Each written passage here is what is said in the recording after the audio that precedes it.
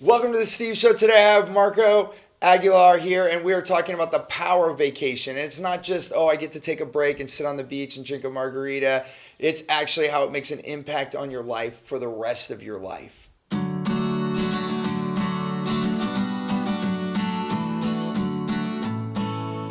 I can't tell how excited I am to talk to you, Marco. After the first time we talked about the power of vacation and how much like my show is about the balance between work and the time we have with our family and just traveling. And it's made a huge impact on my family, just being able to be on other continents. And so I guess I'm just really curious. I want to start with, let's just get right to something. Like it boggles my mind, like why people don't do it. It's just. Well, thank you for having me. I know I'm like getting right into it. No, but I love being here. Thank you for having me. We started talking about doing the show a few months ago, and the anticipation just built up, and now I'm here, and I'm really excited. And for me, this is kind of a mini vacation, and it's just wonderful. Thank you. But getting back to your question, it's weird. It's crazy. People come up with all sorts of excuses. People call them reasons. Right. I call them excuses for not going on vacation. Right. From some, very simple ones to some really complex ones. And in some ways, people might have, a reason. But it all gets down to fear. And I'm going to talk about the top 3 reasons why people don't go on vacation. And so, one, people just don't want to go through the hassles. Nowadays, going through security at the airports, right, and flying and dealing with the flight attendants who sometimes are not that friendly, and the customer service agents and all of that. But when you think about it, the hassles that we face today are nothing. It took Christopher Columbus 39 days at sea with, they were running out of food. They were suffering from scurvy because they had no vitamin C, no oranges, things like that. The crew was really close to, reveling. And so it got to a point where Christopher Columbus said, if we don't see land in 2 days, we'll turn around and head back. Oh my God. And then they discovered America. Wow. But those were hassles. Right. Lewis and Clark, discovering and exploring the West, running into grizzly bears. They didn't even know they existed. They were the first ones that actually recorded the existence of grizzly bears. Wow. And they were chased by them. And, nowadays you go on tours to look at them. It's very different. Charles Lindbergh, when people complain about the tight seats on airplanes, Charles Lindbergh sat for 39 hours on the Spirit of St. Louis, flying across the Atlantic. He couldn't move. He had just a couple of liters of water and a couple of sandwiches, and that was it. He couldn't even look where he was going because the entire front of the airplane was a huge gas tank to get him across the Atlantic. Wow. So he had a periscope, and he could look out the side window. But the cabin was tiny. He couldn't move. He couldn't stretch for 39 hours. He couldn't even sleep because he was the only one driving the airplane. Oh my God. So those were hassles. Right. Captain Cook, when he discovered the Pacific, and he was traveling to Alaska and New Zealand and Australia, and then on his last trip, he was in Hawaii. And nowadays when you think of Hawaiians, they're like the friendliest people on earth. But back in those days, he got into a quarrel with the Hawaiians. They killed him. They chopped his head off. Now those were hassles. Right. Okay. So what we experience today, it's nothing. It's child's play. Right. So just forget about hassles and travel. Another excuse, it's financial. People don't save for their vacation. However, people do drink, an energy drink, a latte from the famous coffee shop, all these sodas during the day. All of that adds up. If you, really, seriously, do the math. Right. If, when you're home, see how many lattes do you drink every day? How many Cokes or whatever? And you'll be shocked at the amount of money that people spend on a yearly basis on things like that. Or, everybody's got to have the brand new HD TV. That could pay for a vacation. I know. Maybe not, to the other side of the world, but that could pay for a vacation. But the number one reason why people don't go on vacation is all job related. People think that, they're going to get fired if they go on vacation. In many companies, it's not part of the culture. So you don't look good if you go on vacation. But most importantly, people think that, or they're afraid that they're going to come back to an even bigger pile of work when they come back. So, why even bother? Right. So sad. So sad. It makes it incredibly difficult because what I found, and I didn't always have this. I used to work like that and not take any vacations.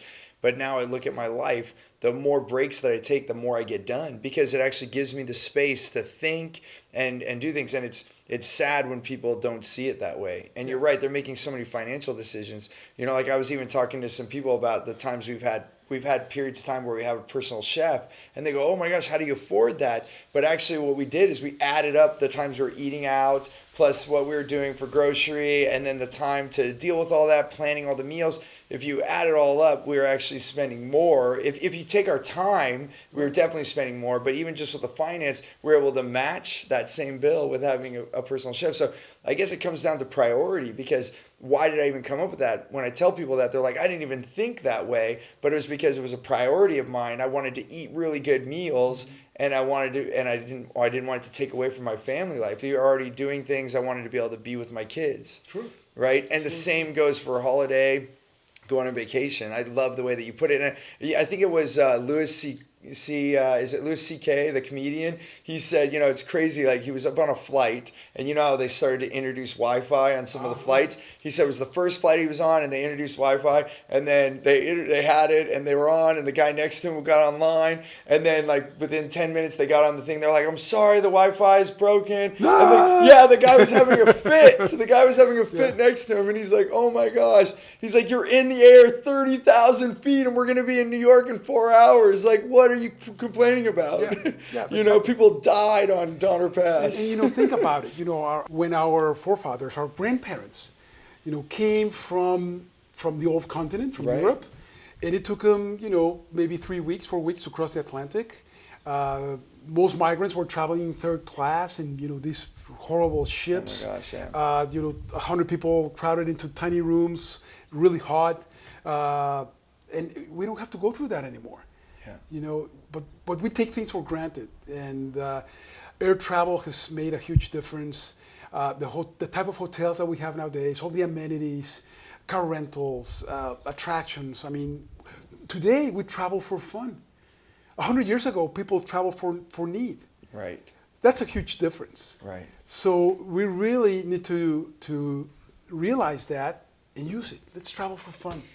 It's amazing, and it's so powerful now that when I grew up, we didn't travel much. My dad worked a lot, and so it wasn't available. So in my adult life, I've made it a point that I wanted to get on planes. I wanted to go see new things, and so it's a big part of me. But I talk to so many people, and then even talking to you before we had this interview, the statistics is like staggering. Like I already knew that Americans didn't travel as much. I can't remember the percentage of people that have passports or not, but I think we're one of the least countries. We have the least passports that actually have been issued.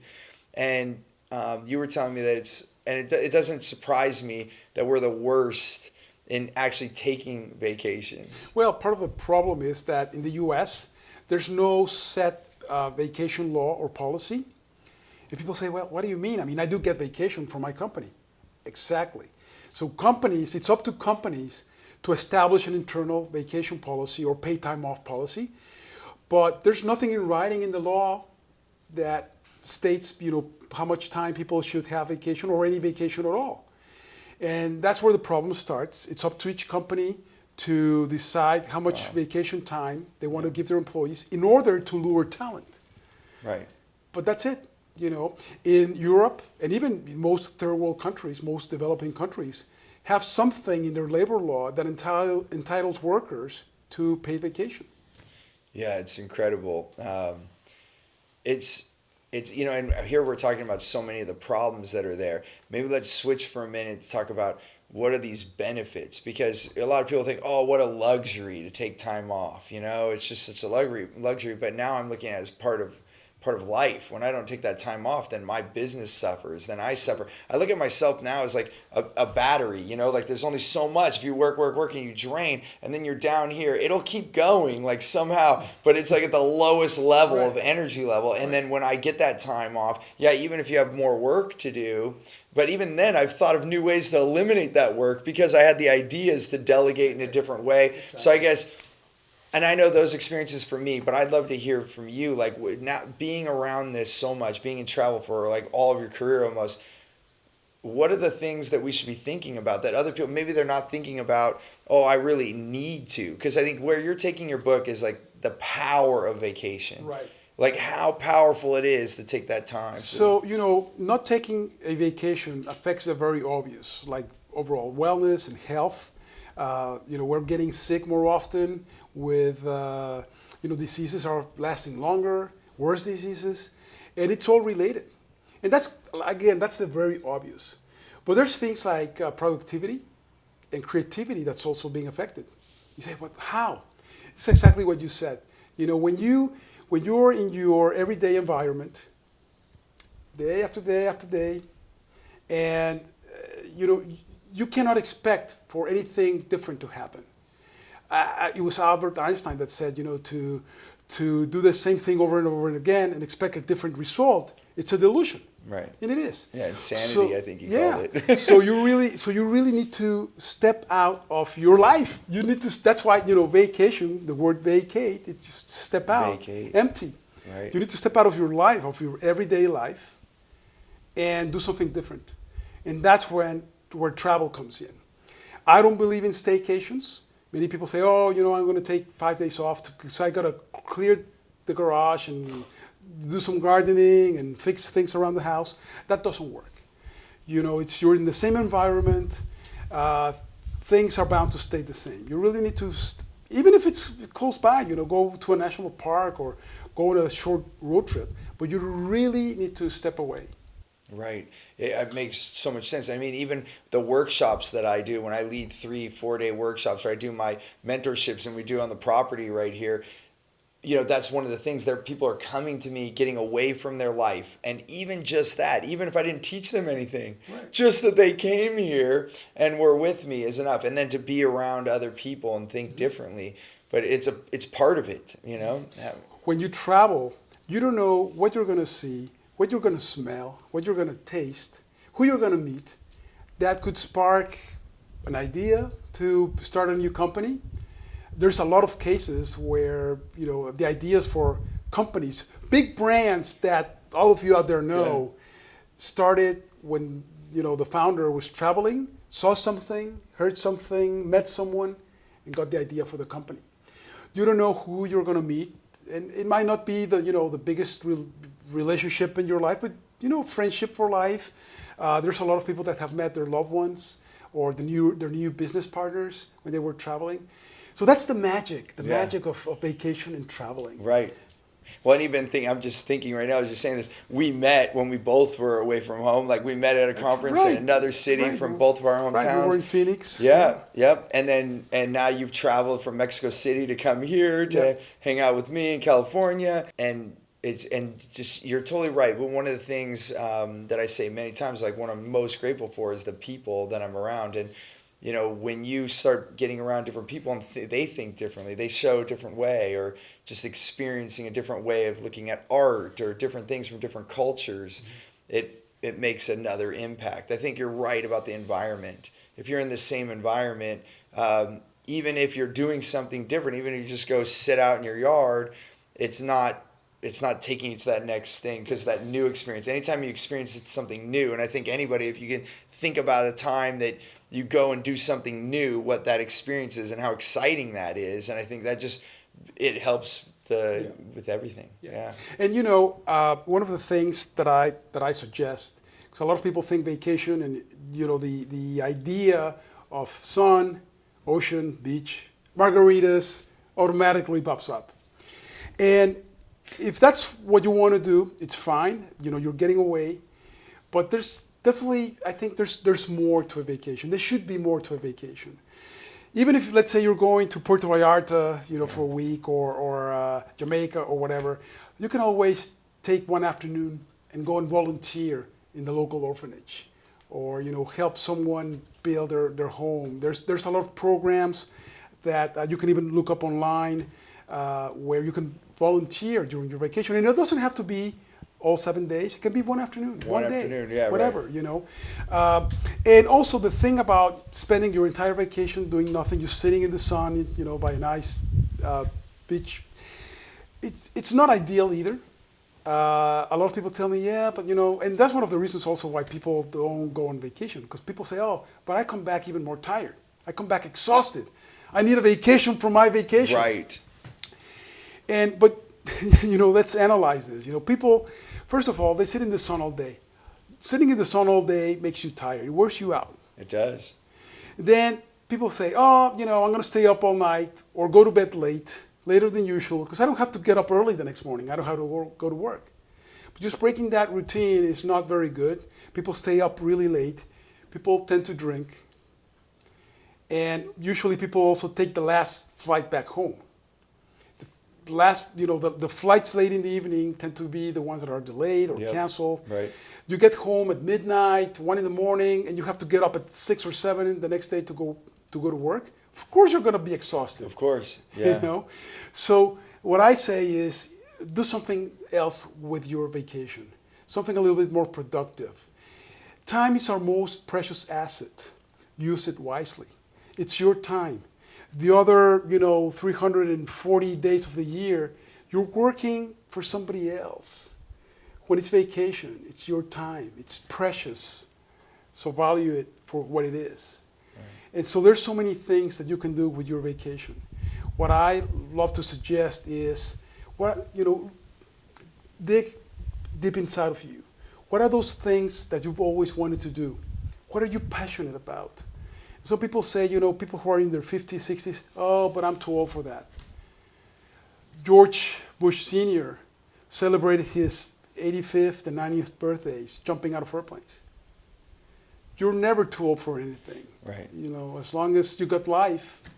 So whether it's, scuba diving, skydiving, learning to do something new, learning to play a musical instrument, going to some festival of that thing that you love, whether it's music, right, art, cinema, whatever, So follow your passions. Right. What do you feel inside? Follow your heart. And that's what you should do on your vacation.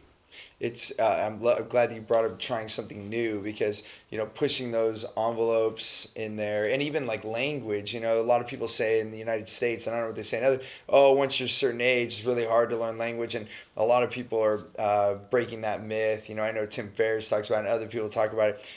It's just a want to, and I found that in my life. I remember when they tried to teach me foreign language, and when I was in the younger grades in school, I didn't have much interest. And now that travel and being international is part of it, I've been noticing how I can pick things up. And even I was telling Marco about a time that I was in Peru and I had a communication, and I don't speak that much Spanish, but I actually was communicating with someone there, when you're forced into it. And so I like the idea of being saturated in a place, and actually coming into the culture, and like I said, bringing the art into play, because I get so many ideas. It's like random, like you were saying, I could be on a hike just in nature, and all of a sudden a business idea will pop into my head. And the thing that I think the most is, it's like giving myself the mind space. When you're in work or you're in your normal routine, you're actually just doing, and you're like in a protocol, or even almost like a zombie, because you're just going through the normal protocol. When you put yourself into something new, your mind has to work differently. But then also, if you are taking a break from work, you actually have the space to listen to yourself, to actually listen to your heart. Like, even if someone's watching this right now, I don't even know what I like anymore. Mm-hmm. That vacation will hopefully open up to give you the space to find it. And you know what? You also get the space to share with your loved ones. Very important. I mean, nowadays, how many times does it happen when, the family's sitting around the table for dinner and, they're texting their friends? I mean, there's no connection. So vacation is the ideal time to reconnect. It helps so much. I mean, even just what you just said, sometimes when I get back from a work day and then we are having dinner, it takes me like 20 minutes just to wind down. Mm-hmm. And I know when we've been on holidays or vacations, sometimes the first day just to wind down, it's like the second or third day, but when the connection gets even deeper, because you actually slow down, Yeah. and take that time. And because you're experiencing things that are different to your everyday environment, you also open up to talk about those new things. Yeah. Because what are you going to talk about? What are you going to say about your dining room? Because that's where you eat every night, right? Right. Well, so tell me that, I'm curious, just a specific one. What do you think, was it one vacation or just your overall, like all the travels that you do? If I always talk about one thing, like if you were to pick one thing, what would you say the greatest impact on your life has come from being on vacation? I know there's more than one, but if you could pick one. There's so many. I mean, my entire life has been, I would say most of the major breakthroughs in my life and the aha moments have happened when I've been traveling and on vacation. I've been offered jobs. I've been offered partnerships. I've found new friends that are some of my best friends nowadays. I've gotten ideas. Very important, when you travel, bring a log with you. Bring a little notebook. Make notes. Because again, you never know when you're going to see something and that you're going to get that idea. Write it down. And also, and I know you're really into this, one of the things that is so great about traveling is that it really sparks your sense of gratitude. Right. I mean, just, think for a second picture yourself in your office or in your everyday work environment. And then for a second, think about a beautiful sunset, the sun setting over the ocean. What really makes you feel something inside? Right. So when you're standing in front of a majestic mountain, a glacier, you're looking at nature, or even a theme park, and you with your family, and you're looking at your kids smile, you really get that feeling of gratitude, the real one, not the one that's, I got to be grateful because it's a good thing. No. It comes automatically, right, and that's the one that really counts. And you're so, I can think of the times when I'm just even grateful, like even coming from the life that I had where we grew up not traveling. Like I didn't go on a commercial flight until I paid for it on my own to go. I would look at the things I've been able to do with my kids and take them to different places in the world. You're totally right. Just like being there. Like I remember being on a flight to Australia and my kids are sleeping and my wife is sleeping and I just looked down the row and I was just so much gratitude that I was able to take them somewhere, Mm-hmm. like it just, to have that opportunity. And the more grateful you are, the more that the universe or God or the higher energy is going to give, right, back to you. Yeah, it's quite amazing. I look at it, one other thing, as we run out of time here together, I could talk to you for hours, I bet, about this because I'm just so excited about it. But one thing that I look at is just giving a tip to the audience, and I wonder what yours is, but I just want to say that one thing that helped me is when I start to design my life, because I'm big about designing my life and then building my business around that. And so one of the things is planning our holidays. So sometimes my wife and I, even when we didn't have the money to go on a certain trip, we'd start planning that trip. And even okay, we can buy the airline tickets this month. And now okay, now it's for sure. Now we got to do that. Now we got to find out, okay, how are we going to save enough to get the hotel next month? And you start planning it. But until you do that, it's no longer, it's not going to be reality. So it's like putting it on the calendar, even when you can't afford it. True, right. Absolutely. Set a goal. Right. Just like you would do at work, set a goal. Right. Yeah.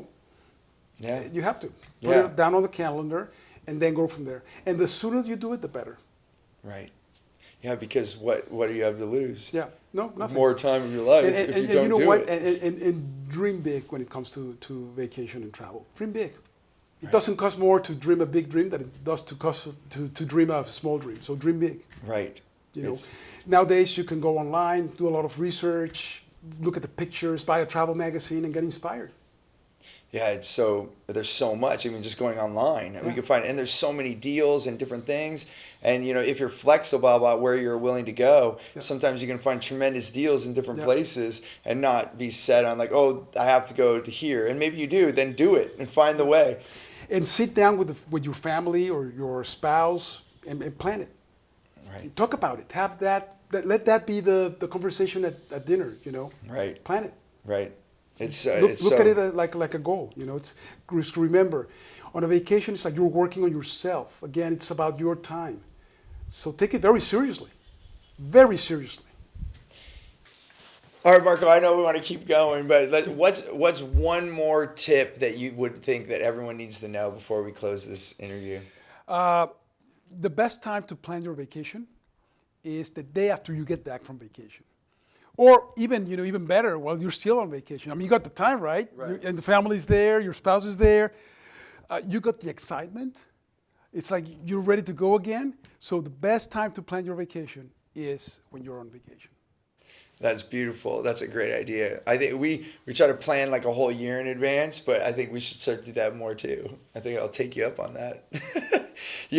I hope you gained a lot of value today from this. And if you like this episode, go ahead and subscribe, like it, comment, ask questions of Marco and I. We're both pretty active on social media. So go ahead and let us know what you'd like to see, and other questions from both of us will be available. And I hope you go out and book a vacation and start having more time. Right now. Yes, do it. After you finish this episode, book a vacation, plan it. Even if you don't book anything, plan it, and then find the money after that. Find the time. You can do anything if you put your mind to it, they say always. And it's so true. If you just do it, it can happen. So until next time, remember, choose gratitude and create freedom.